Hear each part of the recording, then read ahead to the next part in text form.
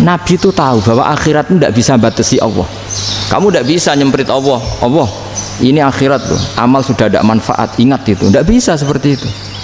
Allah itu nggak bisa tunduk sama konstitusi yang bernama akhirat. Artinya Allah meskipun di akhirat tetap duwe hak yaf'alu ma yasa atau yaf'alu ma yurid. Nggak bisa kamu terus wah ini akhirat, amal ra iso dikirim wong mati, amal ra iso dikirim. Yang pangeran kok mbok atur. Makanya ada kiai mengatakan kok untuk qadar ora iso dirubah, itu kamu. Makanya ada seorang kiai ditanya, kok untuk qadar ora iso dirubah sekali dicatat selesai. Jadi kiai tadi, tapi nak Allah iso. Dalile apa? Yang huwa ma yasha wa yusbit. Nak Allah ya iso, sing ra iso kan kita. Nah, Nabi itu tahu betul meskipun akhirat itu Allah masih bisa dinego saking baiknya. Ya Muhammad irfa' ra'sak wasal tuqa wasa'tu safa. Semat sirahmu angkat, kujo apa tak turuti. Semenjak itu Nabi minta apa? Syafaat. Karena dulu ulama itu sudut pandangnya itu ya seperti itu. Ada yang ulama suka ibadah itu sholat, ada yang milih apa tidur. Sampai Imam Ghazali bilang suatu saat ibadah terbaik di zaman akhir itu tidur kan. Sholat saja kalah sama tidur kan. Tapi itu loh ya, yang wajib tetap loh, terus kamu gak sholat wajib. Begini beliau mencontohkan itu. Ada orang sholat tahajud terus obsesinya itu ingin hajatnya terkabulkan. Sementara yang tidur obsesinya nikmati rahmatnya Allah, boleh tidur, bisa tidur. Kata Imam Ghazali, timbang kita tahajud terus nuntut pangeran aduk turu katanya. Mergo engko di akibat terus setan memberi bisikan, lho nyatanya kamu tahajud ya gak terkabul, berarti cerita bahwa Nabi ngendikan kalau doa tahajud mustajab enggak. Daripada ngono ki aduk turu ora tau donga ya. Timbang abri-abri Islam ya, timbang elek-elekin apa? Islam. Jadi ulama itu mulai dulu itu sudah berpikir. Banyak orang menjadikan tahajud salat malam itu media untuk hajatnya. Dan kalau nggak kesampaian ini mutung, nyalahkan kiainya ijazah ramandi, macam daripada ngono ora usah apa tahajud turu. Dan jenis kayak ini tuh banyak. Makanya ulama kayak saya itu saenake dhewe itu ya jarak. Saya sering didolani muhibin terus bilang Gus saya doakan gini-gini saya mau nyalon bupati atau saya gini, saya bilang gak waduh orang dungo, nak ramandi darani ulama dongane ramandi. Nak mandi kamu jadi bupati tetap nganggep karena beli. Sopo sing raro bupati saya gak beli. Ribet kan? Ketika mereka jadi ngunsurkan doa kamu apa karena kemarin beli? Yang beli maksudnya nggak beli nggak usah tersinggung. Jadi ribet ngadepin. Nggak artinya gini loh, doa itu jangan dipakai begitu loh. Kalau minta nasihat, tak nasihati jadi bupati yang baik, gubernur yang. Kalau minta doa itu resikonya. Akhirnya kiai kalau diminta doa ya doa, sebenarnya diisinya itu gak doa kemenangan. Selamat. Itu nggak selamat gitu. Karena ribet. Makanya Islam itu doa itu setelah iman. Aturan iman benar baru doa. Aturan iman benar termasuk Allah itu yaf'alu ma yasha, boleh melakukan yang dikehendaki. Allah nggak boleh terdikte oleh doa kita, nggak boleh. Ya saya ulang lagi ya, mazhab Hasan Asyadzili ini khas kita. Jadi la ilaha illallah itu didahulukan sebelum istighfar. Tapi kebalikannya mazhab Imam Sanusi itu dibalik. La ilaha illallah itu kalimat yang sakral. Karena yang sakral dibutuhkan muqaddimah, yaitu yang melafadzkan harus yang sudah bersih, yang sudah steril baru melafadzkan la ilaha illallah. Maka dalam mazhab Sanusi ya istighfar dulu baru la ilaha illallah. Nah, cara mazhab Abul Hasan Asyadzili kebalikan, istighfar itu sah setelah sahnya tauhid. Kamu ikut mana tuh? Asyadzili apa Sanusi? Alhamdulillah sama-sama tidak paham ya sudah. Akhirnya sudah. Ya nggak kemana-mana kan gitu. Jadi apa ya? Terus ini saya teruskan ini biar khas pesantren atau khas NU lah, kalau bahasa Pak Rektor khas NU. Ini Ben sampean tahu beberapa perbedaan itu lazim, halaman 24. Ya halaman 24 sama 25 tak baca, ini masih orisinil. An Sufyan bin Uyainah, ini juga gurunya Imam Syafi'i. Kata Sufyan bin Uyainah, beliau cerita kana Isa wa Yahya alaihi masalam ya'tiyanil qaryah fayas'alu Isa an syirari ahliha wa yas'alu Yahya an khiyari ahliha. Jadi Nabi Isa dan Nabi Yahya itu satu generasi, sama-sama masih muda. Kalau di satu kampung yang Nabi Yahya tanya, ini keluarga terbaik siapa? Saya mau nginap di situ karena kumpul orang baik itu nyaman. Kalau Nabi Isa kebalikan, keluarga terburuk mana ya? Saya tak di situ. Nah terus akhirnya faqala lahu Yahya, lima tanzilu ala syirarin nas. Kenapa kalau kamu bermalam kok malah kumpul orang-orang yang nakal? Innama ana tabibun udawil mardo. Saya ini nabi para dokter. Di mana-mana dokter yang ngumpuli yang sakit, ngobati yang sakit. Makanya di NU itu ya banyak Ki Jazab mengumpuli yang nakal-nakal. Nak tepak yang ngentas yang nakal, nak ora tepak ya katut. Ini adu nyali lah sudah gitu. Tapi itu ada ilmunya, yaitu niru Nabi siapa? Isa. Kalau kamu dokter penelitian itu cari daerah yang banyak pandemi apa yang bersih? Yang banyak pandemi, karena yang namanya penelitian ya di situ kan. Kalau kamu dakwah ngentas kemiskinan, ke daerah miskin apa daerah kaya? Nah sama, kalau ngentas kefasikan ke daerah fasik apa daerah orang soleh? Fasik. Ya, tapi itu Nabi Isa. Nah kalau kamu tidak Nabi kan potensinya kan ngadut itu. Tapi setidaknya bahwa kita sering disalahkan karena punya beberapa tokoh yang ngancani fasik-fasik, itu sebenarnya ada dalilnya, yaitu Nabi siapa? Isa. Nah terus masalah tegas dan lunak. Ketika ada mahasiswa misalnya pacaran, boncengan lanang dan perempuan, itu pilihan kita apa? Kalau tegas terus gak mau mendengar kita, misalnya gini contoh gampang, tak beri contoh Pak D, jangan orang tua, nanti secara fikih itu beda. Nah ini kan kita orang pesantren nah, biasa ngaji fikih detail. Kamu Pak D seorang perempuan mahasiswi misalnya sering pacaran, setiap ke situ sama pacarnya kamu diam saja, padahal kamu dosen keislaman. Mesti pawanaan kamu nyimpulkan ternyata pacaran itu tidak apa-apa, buktinya Pak D itu tidak negur, menengahi.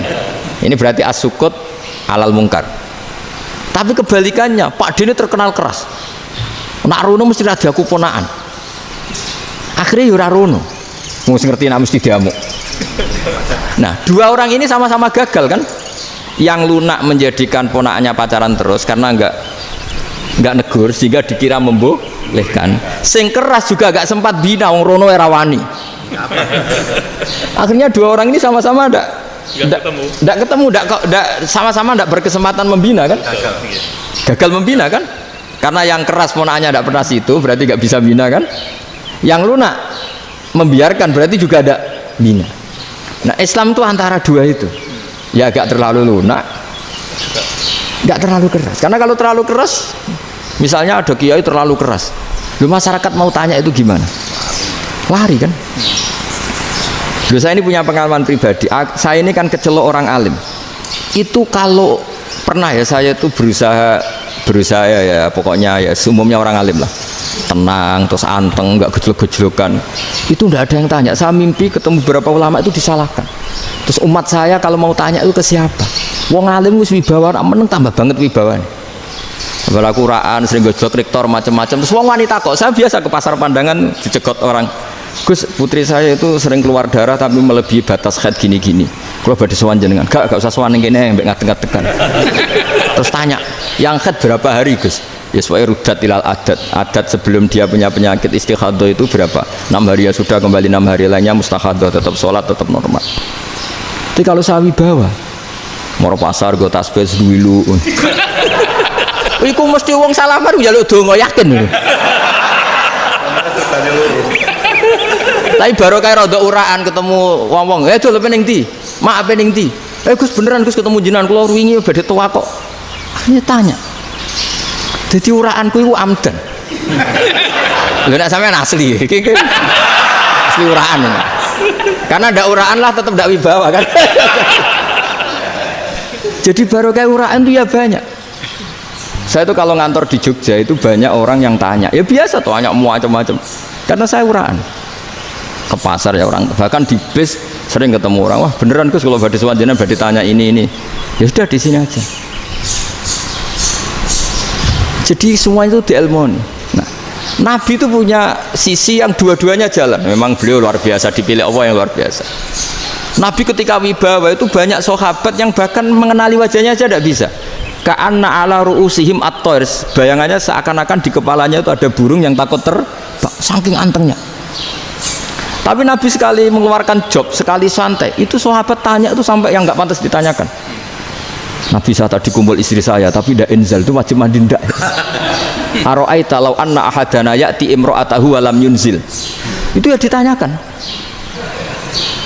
Nabi mun kumpul ya betul saged inzal sepundi. Guys betul lagi. Terus ya ada yang tanya macam-macam. Ya saking ada sahabat dipanggil Nabi tambah lari, dipanggil lagi tambah lari. Panjenengan nyeluk oh pas kula kumpul bojo kula. Lah kula kuwatir jenengan orang suci, saya belum mandi, makanya saya lari. Nabi ngendikan innamal mukmin thahir, ya nak masalah ketemu kiai ra apa-apa ijek junub. Sementing kok nak salat ya adus sik. Tapi Nabi sekali pakai mazahirul jalal, tapi pakai wibawanya, itu orang nggak berani ngomong.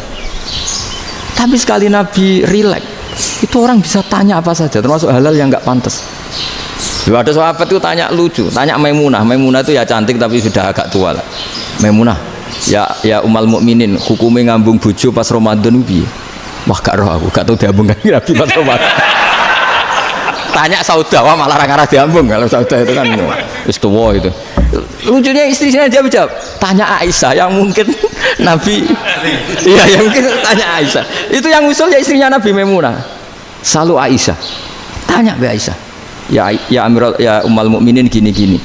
Aisyah yang cantik masih perawan kan. Qabbalani Rasulullah bahwa oh Nabi biasa ngambung-ngambung pas Ramadan dan beliau tetap puasa. Akhirnya fakih ngarang kan wa takbil fi Ramadan wa tublah la tubtilu shauma ngambung ora. Iku ya udah biasa di sini.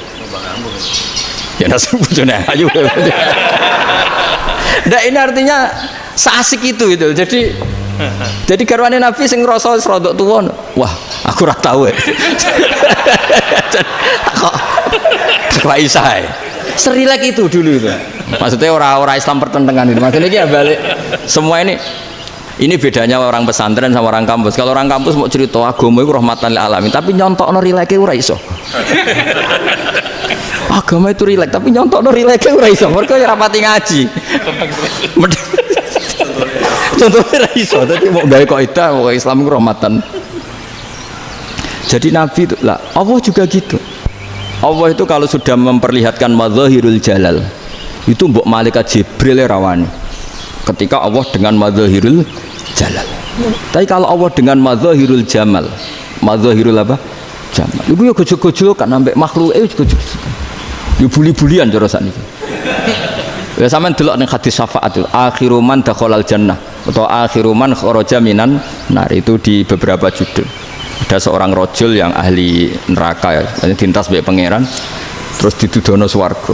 Gusti, swarga sengiler tok ora wong wayu ora, wis ngiler tok.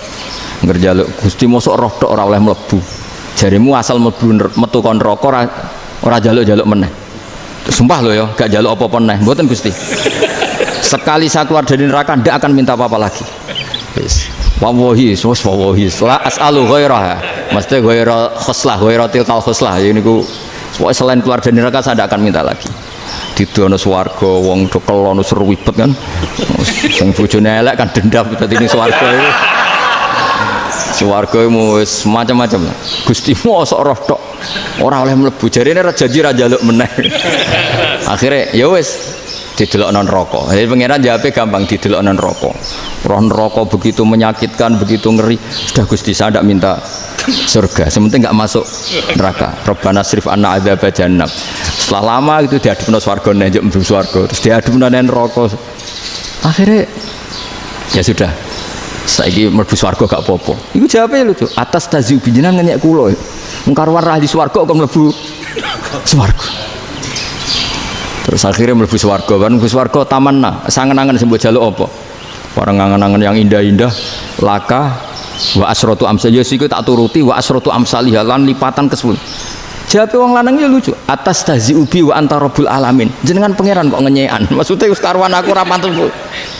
Terus jare pangeran, la astaziubika walakinni alama asya'u qadir. Aku gak ngenyek kowe, pancen aku pangeran. Nuruti kowe iku iso. Jadi Allah sendiri ketika dengan mazahirul jamal itu malaikat ya ono sing wani bantah. Masyhur itu kan malaikat sing bantah pangeran ataj alufiya mayufsidu fiya wasfikut. Karena Allah dengan mazahirul jamal. Sing paling masyhur Nabi Musa. Nabi Musa itu ketika Nabi Mi'raj. Nabi Mi'raj itu beliau kira-kira di langit keempat lah yang masyhur atau kelima. Melangkahi. Nabi Musa nangis, ya Rabbi ini apa-apaan? Orang sing ja'a ba'di kemudian melangkahi makom saya ini apa-apaan? Dan Nabi Muhammad kan apapun hebatnya kan junior. Kok melangkahi makom saya ini apa-apaan? Enggak fair. Sampai Nabi Muhammad itu tanya gini sama Jibril, reaksi Allah gimana ketika melihat Musa seperti itu? Jawab malaikat Jibril lucu, ya rohidatahu, Allah sapal gayanya Musa, biar lucu. Ya dibiarin aja sama Allah. Tapi jenenge Nabi Musa itu kekasihnya Allah, tetap berkah bagi kita. Betul. Ketika setelah Mi'raj diwajibkan sholat 50, gentenan Nabi Musa kelihatan nabinya.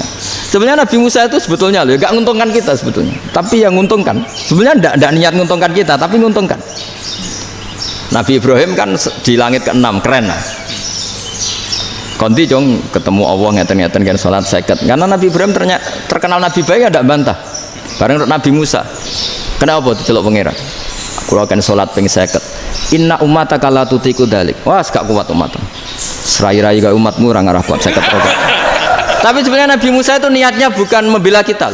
Fa inna umati la umatku sing gagah-gagah ra iso meneh umat. Berarti sebetulnya ya itu masih pakai gengsinya gitu. Wes ngono-ngono lah sementing kita untung.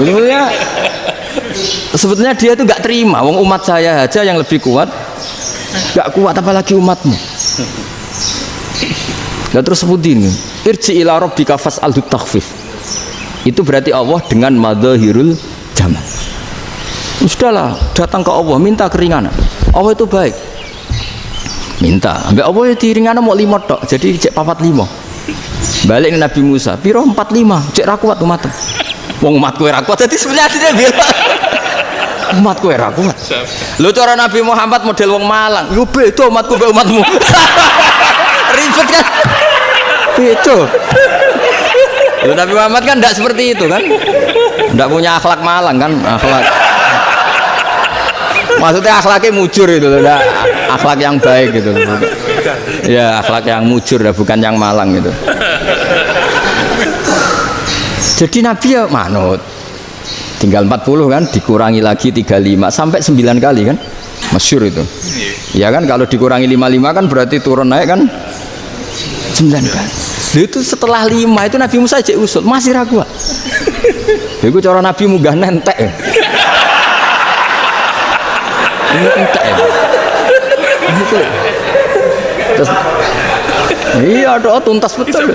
Sebebas. Terus munggah ado-ado lha opo? Ngapain itu? Akhirnya Nabi Muhammad sudah sampun ya kalimah Allah, saya ini malu sama Allah Musa.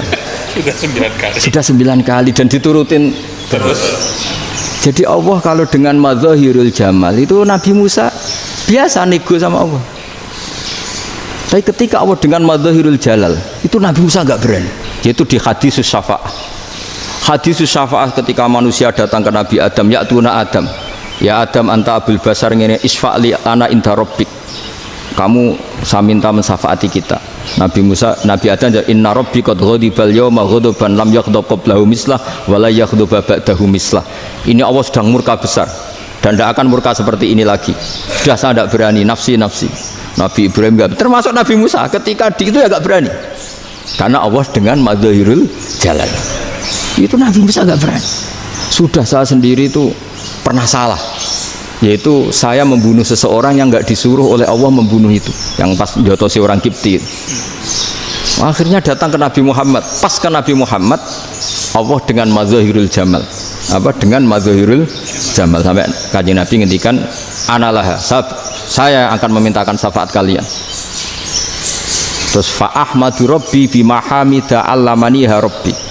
Saya muji Allah dengan pujian-pujian yang orang lain tidak tahu, hanya saya yang diajari, kata Rasulullah.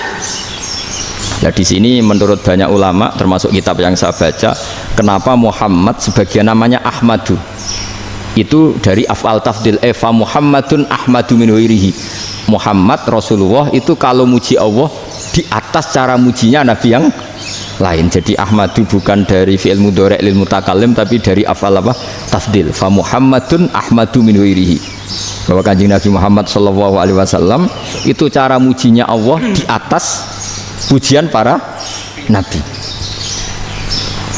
Makanya di sini Sayyid Ali Zainal Abidin kalau muji hamdal hamidin wa fauqa hamdil hamidin. Jadi pujian saya ini di atas rata-rata cara mereka apa?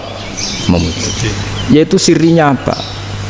Nabi itu tahu bahwa akhirat itu tidak bisa batasi Allah.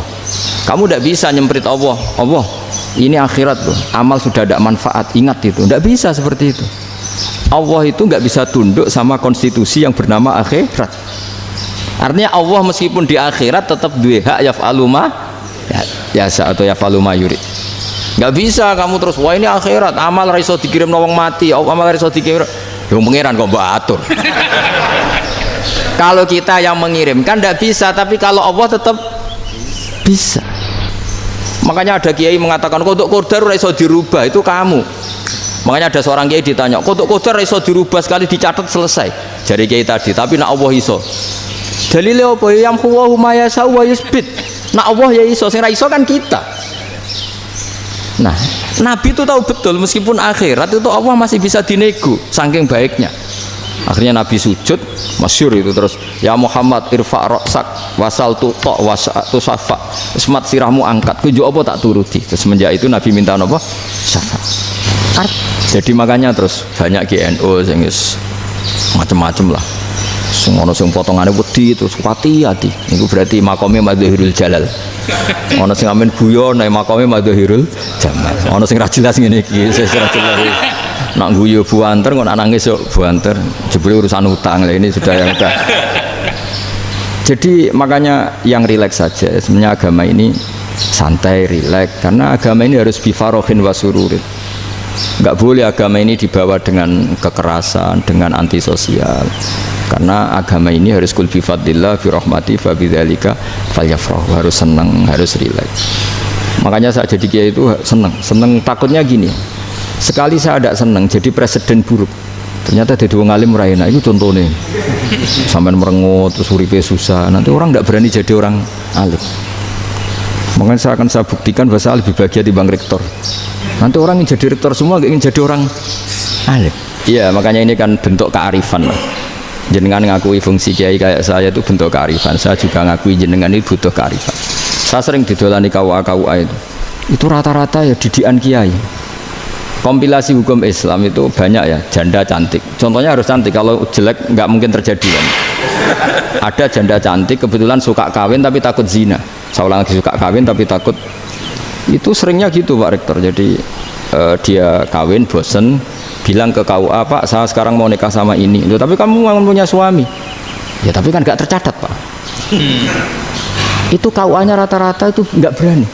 Meskipun nggak tercatat, karena secara fikih meskipun nggak tercatat tetap dia seorang perempuan yang bersuami, maka nggak boleh nikah sama orang lain. Tapi secara hukum santri nggak bisa dong menikahkan perempuan sing dzati zaujin yang punya suami. Nah, ini barokahnya kerjasama yang baik. Jadi di masyarakat itu tertanam didikan kiai nggak boleh nikahkan perempuan yang bersuami, tapi di KUA ngikuti hukum formal. Dan di Indonesia itu KUA itu rata-rata konsultasinya ya sama kiai, sehingga ya nggak berani akhirnya meskipun aku udah mlebu rokok mbak gak iso. Dan itu buahnya. Seorang lagi ya, makanya ini kan pesantren itu nggak boleh mati. Orang kiai-kiai kayak saya nggak jelas-jelas itu harus lebih jelas lagi. Karena ini yang on time, yang online, yang siapa saja bisa tanya. Saya itu SMS saya itu nggak punya HP WA.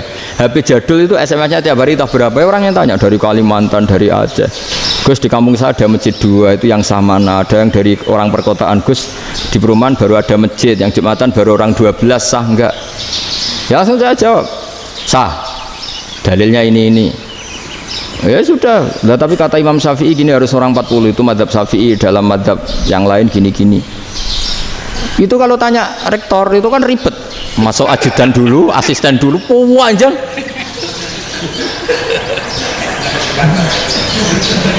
Wah itu kan ribet kan. Memanggil dosen dekan VAI dipanggil, dekan VAI nggak mau langsung jawab, cari dosen yang nekuni itu. Usul fikih saya nekuni itu baru seminar, nunggu dulu mbak ini orangnya baru. Panjang kan. Bisa tutup Islam kalau kesuwen. Coba kalau tanya kiai kan enggak ketemu di jalan. Dulu Mbah Zubair kata Mbah Mun. Saya termasuk santri yang diapresiasi Mbah Mun. Dhisik Mbah Zubair yang ngono, anak nong takok ape sowan gak oleh. Gak takok ning kene. Saya biasa ditanya orang ngadeg-adegan. Ya alhamdulillah ilmunya cukup, kalau gak cukup ya kok sik. Jadi sebetulnya orang sopan itu ya agak-agak ada yang ditutupi sebetulnya. Mboten prayogi teng dalan nginjang mawon matur. Ya sebetulnya sebenarnya memang ilmunya agak cukup gitu. Tapi itu sebenarnya secara fikih itu haram, menunda itu haram. Ya haram tuh, coba bayangkan ya kalau tanyanya sekarang, Gus saya ini sudah keluar darah 1 bulan penuh, padahal normalnya hanya 6 hari. Saya nanti sholat enggak? Kalau nginjang mawon dugi kula, berarti kan hari ini belum ada keputusan. Sholat apa enggak kan? Tapi karena modus tadi, boten prayogi nggih ngendikan ngoten teng dalan nginjang tengen kula. Itu kemungkinannya 2, sopan atau goblok itu saja. Kayaknya kalau sopan enggak lah. Kayaknya enggak lah kata. Karena secara fikih itu jelas haram. Bagaimana mungkin sesuatu yang harus dipraktekkan nanti duhur dijawab besok, berarti duhur asar sampai subuh belum ada jawaban, berarti nggak ada sholat kan ya. Makanya dibutuhkan orang-orang alim yang kultural seperti ini, dan NU menghormati kultural. Tapi Mbah Mun juga sangat menghormati Islam formal, karena tadi produk-produk formal itu bisa dilembagakan oleh negara, dan itu kita ikut untung gitu. Makanya Mbah Mun itu kalau punya tamu KUA, punya tamu polisi sampai pejabat itu, kenapa saya contohkan KUA supaya jangan kira seperti pendapat orang-orang hasud, wah mesti aja disolani presiden seneng, menteri seneng. Enggak juga, sebenarnya semua kiai itu mulai KUA sampai polisi, polsek, polres itu seneng semua, karena sama-sama diajak mengawal bangsa ini, diajak mengayomi semua masyarakat. Tapi kadang-kadang masyarakat ngeritiknya, jenenge kiai disolani menteri ya seneng, presiden, padahal yang sowan kiai itu ya mulai KUA, kapolsek, kepala desa, RT, mudin. Itu mudin kalau tanya ya lucu-lucu. Gus kalau nate nyembelih pitik kemanian, pitik gue gede man. Akhirnya Gus ngerti nak kemanian langsung tak sebelah benda itu terusannya gue satu orang. Itu ribet. Ya tak jawab lah, pitik pasti gue cek urip orang. Itu cek urip Gus. Wes sah orang madzhab Malik cek urip. Karena itu ada perdebatan antara madzhab Malik dan madzhab Syafi'i. Nah cara Imam Syafi'i itu agak ketat. Hewan yang punya kehidupan sudah muttoribah, misalnya ayam jago, contohnya harus jago, karena kalau ayam kecil diikhlaskan haram. Jadi yang cilik wae kan gitu. Fikih itu ya, fikihnya orang Indonesia itu pecundang. Kalau ayam kecil nggak ditanyakan, mate ra wis. Kalau jago, jago ditabrak truk kejet. Andai kan nggak disembelih pun mesti mati. Itu cara madzhab Syafi'i itu haram. Karena penyembelihan ini tidak menjadi penyebab kematian, tapi memang karena kecelakaan tadi. Ini cara madzhab Imam Malik enggak. Andai kan enggak disembelih, matinya kan 2 menit lagi atau 1 menit lagi. Andai kan enggak disembelih, berarti mati sekarang itu bawaan pisau apa bawaan kecelakaan? Ya sudah halal gitu caranya. Nah akhirnya ya saya bilang ya sudahlah, kita semuanya Malik. Jadi cara debat, cara Imam Syafi'i enggak, cara berpikir itu sudah tidak kehidupan yang normal, yang dimana-mana penyembelihan itu mematikan yang hidup normal. Jadi agak ketat. Sehingga dalam contoh kemanian, kalau dalam bahasa Jawa nyembelih agak sempurna terus pesonya jatuh atau apa itu, kalau pakai madzhab Syafi'i agak kesulitan. Jadi kalau madzhab Malik asal diselesaikan secara fauron, dan juga sebagian madzhab Syafi'i itu halal. Nah orang mesti tanya gitu, Gus, wedhusku tabrak truk, man Gus kejet. Nak pitik cilik ra ditakokno. Makanya termasuk kritiknya Mbah Mun, tapi ini madzhabnya Mbah Mun ya, kamu boleh ikut boleh ndak, karena ini urusan ndak penting. Jadi wong-wong lucu, nak ditakoki yuyu muni haram mergo amfibi. Yuyu ngerti ya, Mas? Yuyu nggih. Tapi nak ditakoki kepiting muni halal. Mergo nak yuyu haram gak eman, nak kepiting eman. Besar. Padahal alasannya coba, kenapa yuyu haram?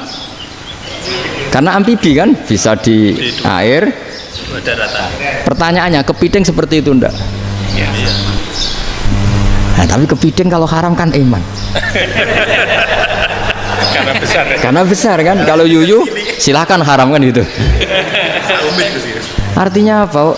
fikih kita ini agak-agak pecundang gitu, agak-agak pertimbangan. Iya, ini lucu kan? Kualitatif. Coba alasannya yuyu haram karena apa? Amfibi kan? Hidup dua alam. Pertanyaannya kepiting seperti itu enggak? Iya. Iya, kenapa kalau orang tanya, yuyu haram apa halal? Rata-rata jawab haram. Tapi kalau kepiting mulai khilaf. Loh mestinya kan sama kan? Nah itu karena unsur imannya. Iya tadi. Saya juga sering melihat tonggo-tonggo itu. Ayam cuwilik sama ini ketabrak truk, nggak ada yang tanya. Jago. Tapi saya pernah jalan-jalan di Naruan sini, ono jago ketabrak, sing duwe langsung marani kula. Pas saya naik motor, Gus ini halal apa haram? Nah langsung kula sebelah halal apa haram? Wis kanggo kowe halal ya, kowe halal. Karena saya tahu tak jawab haram mesti kecewa itu. Aduh, akhirnya kiai ini beratnya kan. Ya akhirnya ya saya setelah itu mate Imam Syafi'i ngapunten umat kula nu rahasia madzhab jenengan tuh tidak siap. Untuk mazhab ini tidak sama. Iya kan akhirnya pakai madzhabnya Imam Malik tadi. Ya tak Fatihah Imam Syafi'i ini mboten niat nglawan jenengan. Tapi ngobati tiang eman. Mergo pitike besar itu. Jadi ini kan cerita ya, itu makanya yang rileks saja lah, bahwa Islam ini yang rileks, yang menyenangkan, karena ya agama ini harus menyenangkan. Raditu billahi robba, raditu itu seneng banget, ridho itu puas, nggak boleh beragama pertuntungan terus emosinan, ya marem atau raditu itu marem, jadi yang nyaman. Ya saya kira demikian. Assalamualaikum warahmatullahi wabarakatuh.